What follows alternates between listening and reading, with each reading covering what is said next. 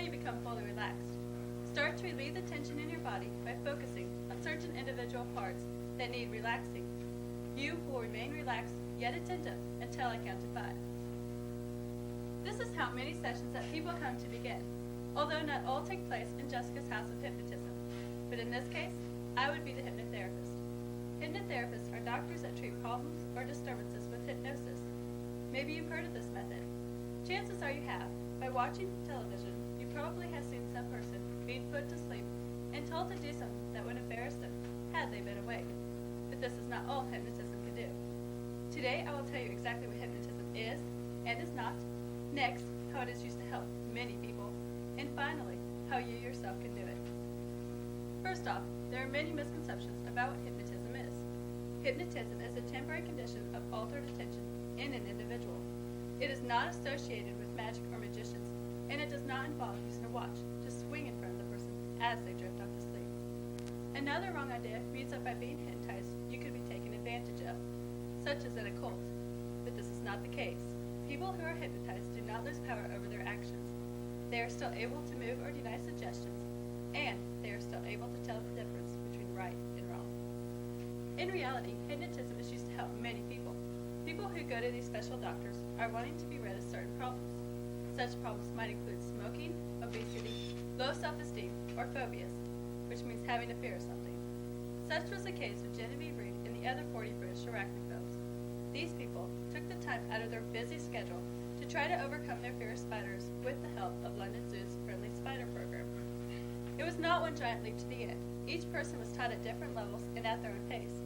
By walking past a spider in a glass case to holding a glass jar with one in it. The normal rate of success for a group is usually around 78%. But by the end of that day, everyone had held a hairy, 8-legged creature in the palm of their hand. If you disbelieve this method of healing, just ask somebody who has experienced it firsthand. Somebody like Karen Olmos, a professor of pediatrics at Case Western Reserve University in Cleveland. She, like many others, first believed this method was based on lies and misconceptions. It was not until a medical student had taught her how to relieve her stress by self-hypnosis when she first gave her to the truth. As you can see, there are many uses to hypnotism. So how could you do it? Let me just say that you, like all people, have the ability to hypnotize a person, but it is not to be used unless you have training and education of that subject's background. If used inappropriately, it could become dangerous.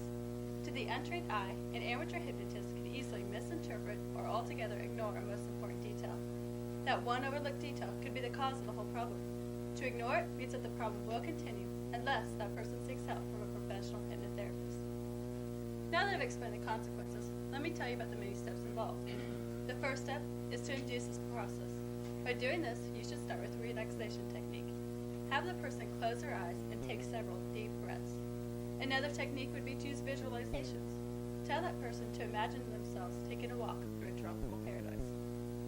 Next, once the patient is induced, let the door open up to you. You as the doctor will need to uncover any blocks of resistance that might occur when changing the subject. The third step is by using positive comments, suggest how the client can possibly overcome their problems.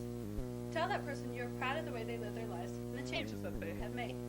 Insist that they don't need alcohol, cigarettes, whatever, for them to feel healthier. And finally, after you've helped them overcome their problems, wake them up. You can do this by counting to 5 or try snapping your fingers. Remember though, sometimes a second session is necessary. Today's session is now complete. I'll try to bring you back by counting to 5. Ready? 1, 2, 3, 4, 5. Good, you're awake. Please make an appointment with my secretary on your way out. I think another session is needed.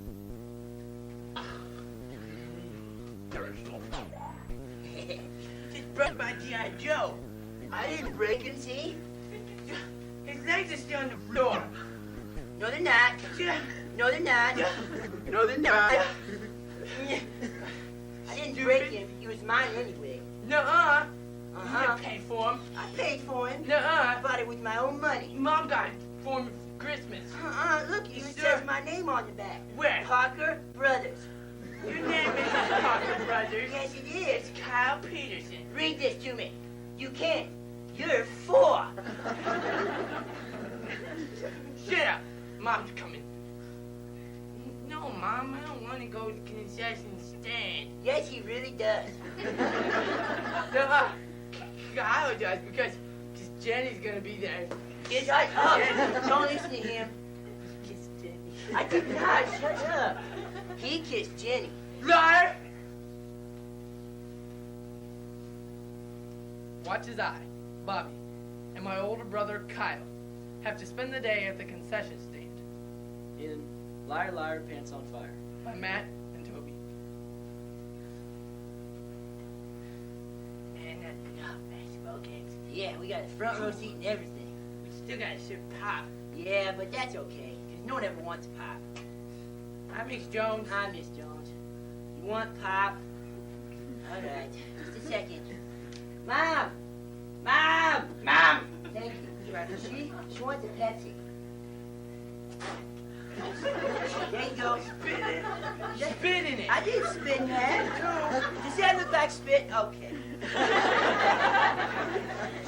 Mom! Mom! Mom! Thank you. She wants one with that spit in it. Okay, thank you. There you go. Yes, Pepsi is yellow. No, that is not Mountain Dew. I'll take it. Does this look like Mountain Dew? Yes, it's yellow. Mom! Change for Miss Jones. Mom! Mom! Mom! Thank you. She wants a Pepsi without spit in it. Thank you. There you are. It is Pepsi taste tested. Good. 50 cents, please. She didn't know Thank you, this. Miss Jones. Here's your quarter. Maybe we get a pop later. Yeah, but the cost 50 cents. Oh. Maybe we could get one pop later and spit it. No, shut up. Just watch the game and shut up. You see that? Whoa, he just dunked. Did you? Oh. You know, I played that guy once. No, you did not. Yeah, I did. Nuh-uh. Yeah, I dunked over him, too. Shut up, you couldn't dunk over a stick. I could dunk over a stick because he'd just sit there. So, Stupid. Anyway, after I was done beating him, what? I played Michael Jordan. Shut up, liar. Don't call me liar. I'm not lying. I'll kick your stupid head. You were the head. Well, not. Anyway, you know what I did? What? I took Michael Jordan to the hole. Shut up. Yes, liar. I did. Did Took not. him to the hole. You know Nuh-uh. what he said to me? What? He said, you should come play in the pros.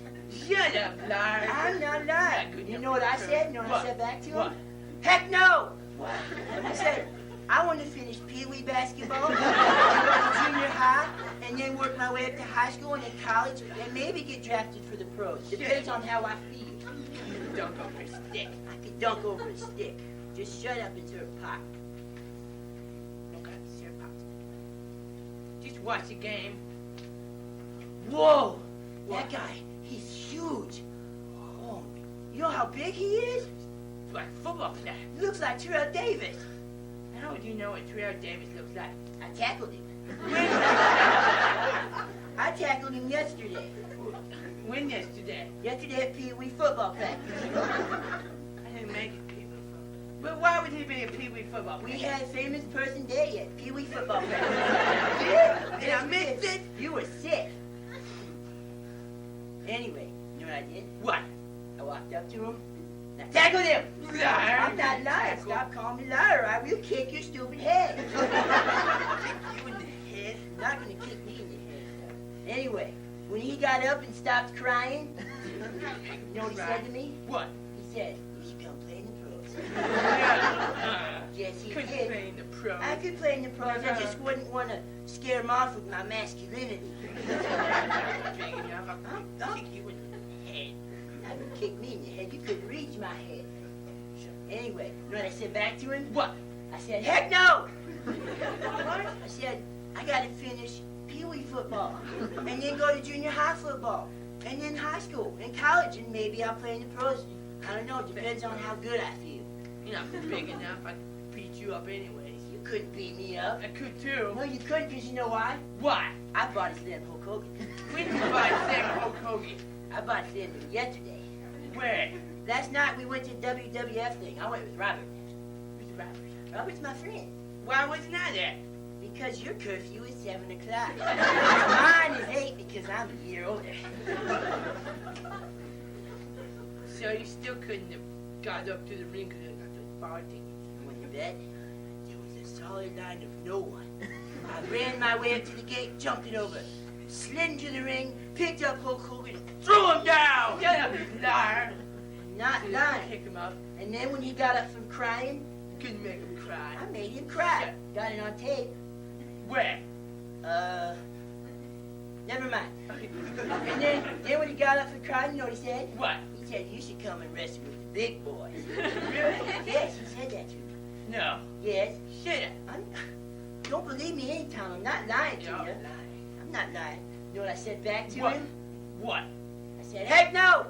I said I gotta finish Pee-wee wrestling, then junior high, and then high school and college. I eat my vitamins and say my prayers. You never eat your vitamins to say prayers. What are you talking about? Yeah, what are those little Flintstone things that go down my throat every day? You flush them down the toilet. He didn't say it. No, he didn't mean that. He was just lying. What? Hi, Janie. Yeah, we got the whole summer ahead of us now. Jenny, did you kiss Kyle? Shut up! Don't listen to him. He's being really rude. Kissed her? I never kissed her. When she was getting a drink, I was behind her. That is all that happened. Looked like you were both getting a drink to me. Don't listen to him. You like that? Shut up. He likes you. Liar! Kyle, you dead? I'm dead. Mom, I pushed Kyle off and he told me he was dead. I don't think he's lying this time. The boogeyman in the dark, spiders and bugs, and things that go bump in the night. These are just a few fears of children. This selection is about another fear of children, death. Children Don't Die by Beryl Afton. The second I swallow it, I know I'm going to die. I can feel it stuck inside me, pinching my throat, behind my throat. I gulp a few times, trying to bring it up. It doesn't budge. Then I drink some milk, but I'm afraid to drink the milk. I'm afraid the milk will make it worse. I don't know about these things. I only know I'm going to die. The rest of the cherries are still in my fist. They're sticky, and I don't know what to do with them. Miss Bailey gets mad if you throw out good food. It's such a waste, she says, and then she sends you to the office. I've never been to the office, but I know about it just the same. I think I should tell Miss Bailey about the pit, but I'm afraid to. She'd feel my forehead and send me to the nurse. The only time I went to the nurse was the time they checked our hair. The whole class went that day. Nothing was wrong with my hair. The bell rings and we're supposed to line up. Steffi runs ahead to be with Rob and Ann. I wait until no one's looking. Then I drop the cherries in the grass. I'm not sure what to do about dying, so I make believe nothing happened. I don't want Miss Bailey and the nurse calling an ambulance and taking me to the hospital. I had to go to the hospital the time they took my tonsils out, and I'm never going again. In the hospital, they make you wear a white gown with no back and no underpants. There was a different nurse in the hospital. That nurse said I'd die if I didn't eat my oatmeal. I said I didn't care, and I meant it. Oatmeal is disgusting, and it tastes like throw up. I can still feel it stuck down there in the same spot. It feels like the same spot. I cough and burp and wiggle my head. Nothing works. It's still down there. The kids at the front of the line are acting up, and now we have to wait outside. Our whole class is going to miss the movie. Miss Bailey is counting to 10. When you die, it's forever and ever and ever. Ever never stopping. It makes me dizzy to think of it. It will be black. Not even black. And I won't see anything. I won't see the trees, and the sun, and Mommy. And I won't be able to talk, and I'll never come back. Never. Mommy says little girls like me don't die, but I'm not so sure that's right. There was a girl who didn't look both ways and was run over by a car. And there was Mark. Mark's eyes turned yellow, and his liver went bad. Now Mark's mother cries a lot, and she can't have any more children. Mommy will cry a lot when I die. Daddy won't cry. Daddy never cries. I don't know if Daddy will be sad or not. Daddy yells when I get on his nerves. If I die, I won't get on his nerves. Sometimes I forget for a while that I'm going to die. Then I remember, and I get the shivers all over again. I just thought of something awful. What if they have another baby? A girl! And the new girl sleeps in my room and gets all my toys. I wish I could take my dolls and bears with me. But when you die, you have to leave everything behind. And then you go to heaven with God. And no one knows what heaven's like. Mommy says like a garden, a beautiful garden.